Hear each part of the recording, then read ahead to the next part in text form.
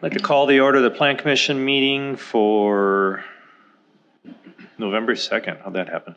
November 2nd, 2021 at 6:03 p.m. Please stand for the Pledge of Allegiance.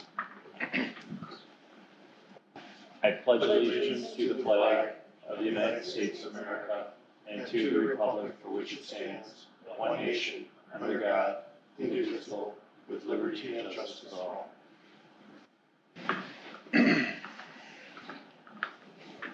Attendance roll call. Commissioner Graff. Here. Commissioner Oliver. Alderman Madden. Here. Commissioner Gazana. Commissioner Buckmaster. Commissioner Bartlett. Here. Mayor Petfalski. Present. Planner Chizbutowski. Present. Thank you. Statement of public notice. The agenda was posted and distributed to all news media requesting notification in accordance with the open meeting laws on Friday, October 29th. Thank you. Approval of the minutes from the October 5th Plan Commission meeting. Move to approve. I'll second. Any corrections or discussions? Hearing none, all those in favor say aye. Aye. Opposed? That passes unanimously. Old business for consideration, Resolution 056-2021, approval of an annual review for Fry Auto located on Loomis Road, tax key number 2293.996.002. So I believe this was on the floor and deferred, or? Correct. Okay, so we don't need to bring it to the table. Want to give us an update, Adam? Yeah, and Alderman Madden, please feel free to jump in for anything else you're aware of. But I believe that, there was a site that was kind of talked about last time that JJ was looking at. It kind of sounds like that one day is an option, next day isn't, one day is an option, next day isn't, and prices all over and whatnot. And it sounds like that may not be as feasible as maybe we thought. I believe there's been some talk about JJ looking at his old site, which is a gas station across the street, which, maybe could be an option, but from a planning standpoint, if his goal is to just use it for storage of cars, there's still some issues with zoning because it's not really auto sales at that point. Now it's more like salvage, especially if there are vehicles that need repair. Plus, there's some other environmental things there, and even that site, there's not an offer to purchase at this time. Yeah, and I did talk to JJ this afternoon before the meeting, and he said he's at a loss. He can't get people to answer the phone and call him back, and he's trying to locate, but there just wasn't enough time. And I told him that we were probably gonna be starting the finding process at this point, and he said, just let me know what's happening, and I'll keep working on doing what I can do. So what do you guys want to do? This has been going on since I took office. I think we like the guy, at least I do. It's just a matter of, it has nothing to do with liking and everything else. He's just got to get in compliance. It's becoming more salvage yard there than car retail and repair. I was talking to Adam earlier, and he had a business plan and a business model when he built that building, and it's a nice building for that area. He's since changed that business model to, instead of like buying used cars at auction and reselling them, he's buying cars at auction and reselling them, and then buying parts, like two or three other cars, and putting them together to make one to sell, which was never part of the original plan. Right. Which changes everything. So what are your thoughts? I think if we start the violation process, it's going to give him enough time to either decide if he's going to get rid of all those extra cars or if he's going to find a place to move them and be able to work with it. I think we're probably looking at 3 months for him to give him the incentive to get it done. He's got, I wouldn't want to necessarily suggest he's got a limited number of options, because his costs may be higher to relocate them, let's say, out of our preview, but that's his business. So from my perspective, we've offered a lot of time, and we've coached him for options. And I think we need to start the process of making him financially responsible for his failure to comply. And I'm not exactly sure all of those ramifications, to be honest with you. And, you know, what kind of money we have and what kind of, is there an escalator? I have no idea what that is, so I need some education on that. But I think it's time. Yeah, so issuance of a citation does not guarantee some big monetary loss. The options, either low or high, I don't want to say are endless, but same thing. There is no specific bounds. In general, even if we issue a citation, if somebody comes into compliance with a reasonable amount of effort, not something where it takes another year, usually the fine is something very small just to cover some staff time, something to just kind of be, slap on the wrist and say, okay, let's not do this again. Let's not have to go here again. So we've had a lot of deals where we'll work with our city attorney and then the person who's in violation will say, okay, if you complete this by day X, your fine is a very little amount to cover some staff time and enough to try to encourage you not to do it again. What we typically do then is say, well, if you're not, then it's a lot higher, basically what it could be. And when I say what it could be is typical fine that we seek for zoning stuff is $124 a day. So we usually backdate any citation. So again, doesn't guarantee a large fine, but we backdate it as leverage, if anything, to when the issue first came up. So that would be one thing here we have to kind of figure out. And, my suggestion that would be to kind of work with our city attorney to say, based upon, show him the history and say, okay, what do you kind of think was that date we kind of started most recently? Because you can argue it's been ongoing forever, but we got to be reasonable and pick a day. I would be apt to think it's probably when we gave him his, that one period we said we're going to do 6 1-month reviews, something like that, just because it's going to give more financial motivation to come into compliance again, rather than if his max fine is only a couple $1,000, he might say, oh, I'd rather just pay that and not fix it, which don't get me wrong. They don't have the ability to buy out to not fix it. I've had a lot of people say, I'll just pay the fine and keep it in non-compliance. That isn't a choice, because the fine would endlessly keep adding up. But at least it gives him a day in front of the judge is what it really does ultimately, which hopefully will be motivation enough to hold anyone accountable. So the other thing it does, which quite honestly, it takes it off our plate, which I think we're there. I think I'm there. I personally think we just need to move this away from the plan commission at this point, get it to the city attorney, and we can work it out between the city attorney, myself, and the judge, and force them into compliance one way or another. That group would then establish a roadmap and specific timetables. Yeah. Okay. Yeah. Okay. So we don't have to make any.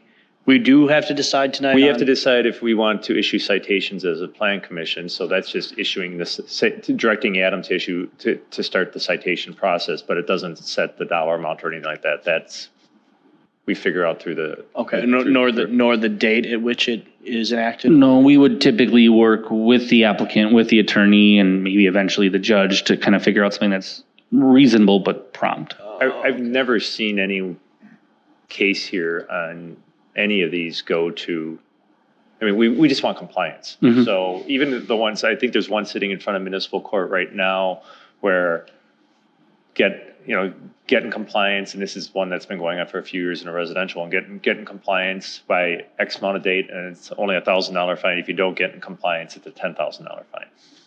So. Okay. Yeah, I mean, obviously JJ's been here a long time. I think it's 3 mayors, but from when he started the project and all that good stuff. But I hate to do this to a business period, and I hate to see him come in like this. It's torturous, and at the same time, I wouldn't want to buy a gas station that's got issues with soil contamination. That could be endless problems, and if people know you need to buy something from them, their prices go up, right? So that's a challenge. But he does have options, like you said. He has options to clean up. He has options to find someone else to store, because plenty of people have storage. So, yeah. Well, and honestly, his solutions that he's coming up with don't fit our zoning in those areas anyway. So I'm not sure how realistic they really are. I mean, he's got to find something better that fits.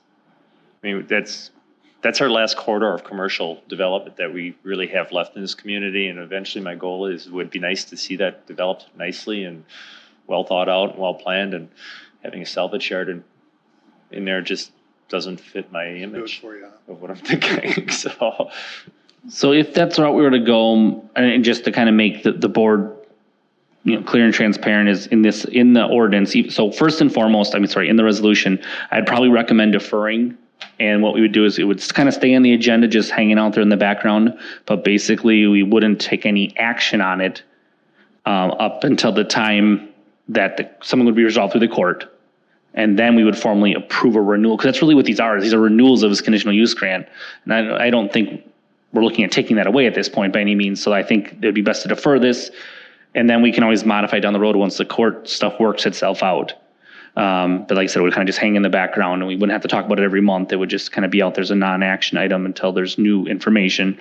And in that, we originally had recommending fines dating back to March 22nd of 2021, as that was a key date with our kind of most recent round of stuff. So what we would do is, if we were to issue the citation, we do this all the time. We backdate it to that date.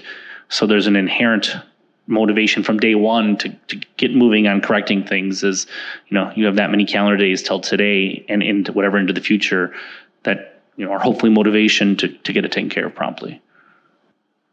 So what do you need for action from us? I think if there's a consensus that we want to defer and have, as part of the deferral, move to have staff proceed with the issuance of citations. Somebody want to move that? Yeah, it works. So moved. I'll second. You have the wording of what she moved on? So we're going to defer the resolution and forward the complaint on to the city attorney for issuance of citations, possible citations, and compliance. Is there a second? I'll second.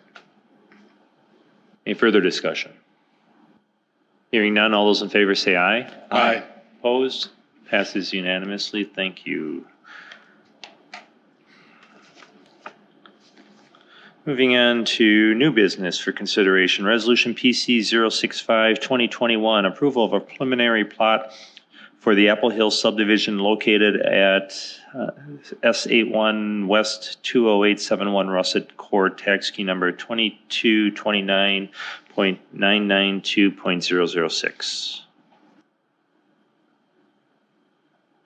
Could someone move to get that onto the floors for discussion? Move to approve. I'll second. All right. Discussion. So this item was a rezoning that was in front of the Plan Commission not too long ago, a month or two ago, I believe it was, and it eventually was approved by the Common Council for a rezoning from RS1 to RS2 Suburban Residence District.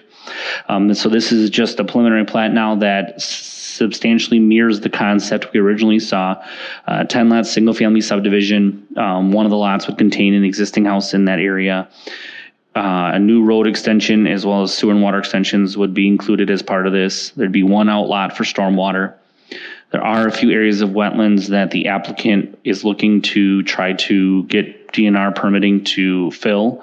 And if those would be granted, those being granted, I should say, is a big condition of this, because if they wouldn't be, that obviously affects buildability of some lots. So that could lower lot count if they didn't get that approval.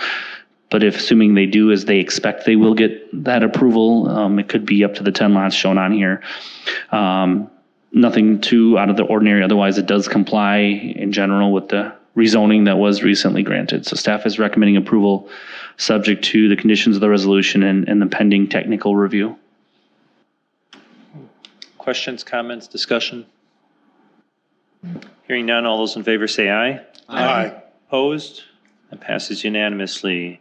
Resolution PC 006-2021, recommendation to the Common Council to amend Section 400-18, 400-23, 400-176, and 400-195 of the Municipal Code of the City of Muskego. Move to approve. I can second. Thank you. So I don't know. If you have a chance. Yeah, so these are 4 code revisions. We have 4 of them because anytime we have a code revision, we kind of keep an ongoing list. We try to group them together just for efficiencies and public hearing condensing. The first item is kind of the one that spurred this. Basically what the first code section does is right now, if you have a property where you have a typical road in front of your house, that's treated as a front setback, which is a greater distance you have to build than you typically do from your sides and your rear. Now, we do have a few properties, or a few roads, I should say, either that are dedicated as a city road, but either are not built at all, meaning it's literally grass, but it's set up for either a future road or maybe with something past project, or maybe there's utilities there, but it's still a right of way. Or in some cases where the right of way is under improved, meaning maybe it's just like a gravel driveway that services one home. But legally, since it's a right of way, the code requires us to treat that backyard as a front setback also. So not only is it 40 in the front, and where the back might normally be at 10 or 15 or 20, that becomes a 40 also. So Alderman Kapusta kind of brought this to our attention as he has a constituent, but also a couple neighbors in an area just southeast of Little Muskego Lake that this kind of negatively impacts, as well as there are a few areas in the Jewel Crest neighborhood on the northwest side of Little Muskego Lake that this same kind of rule would apply to and ultimately benefit some homeowners. So basically what it does is it basically says that if you have this secondary right-of-way behind your property on the rear side, in addition to a normal right-of-way and a road on your front, that the secondary right-of-way on the back can be treated as a typical rear offset. So whatever the zoning says, 15, 20, whatever it might be. So this would be in addition to the code. Second item is relating to political signs. Right now, our political sign section of the ordinance limits how long political signs can be up for. It basically says 10 days after an election.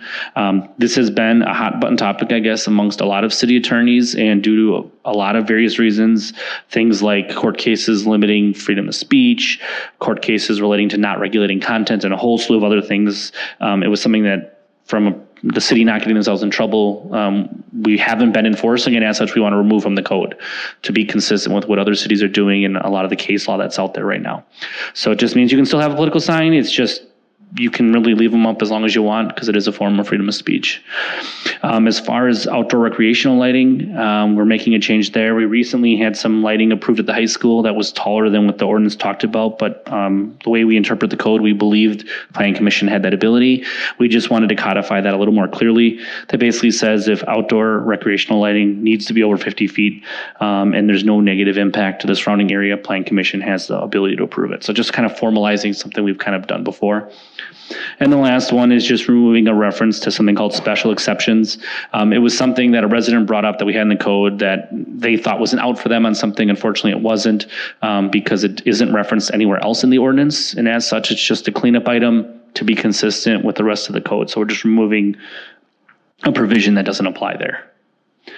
We had a public hearing on this last week, and there was no negative comments. And there was one concern that was sent to the aldermen and women via email that just had some concerns with wanting to keep a duration to the political signs. But per the direction of our attorney, he's supportive of us removing that duration limit. Questions, comments, discussion? Regarding the political signs, is there any language regarding other signage that you can have on your property? Yeah, the code's specific. So if it's like real estate, that's a different set of rules. If it's for rent sign, different set of rules. So the very specifics are broken down. This specifically is just relating to political. Thank you. Most signs don't have a time frame limit unless it's deemed a temporary sign, which is something very specific, and those are treated differently for like commercial properties. Any other questions? Hearing none, all those in favor say aye. Aye. Aye. Opposed? That passes unanimously. There is no miscellaneous business. Motion to adjourn would be in order. So moved. I'll second. All those in favor say aye. Aye. Opposed? And my apologies for being late. Oh, no problem. We're adjourned at 6:22.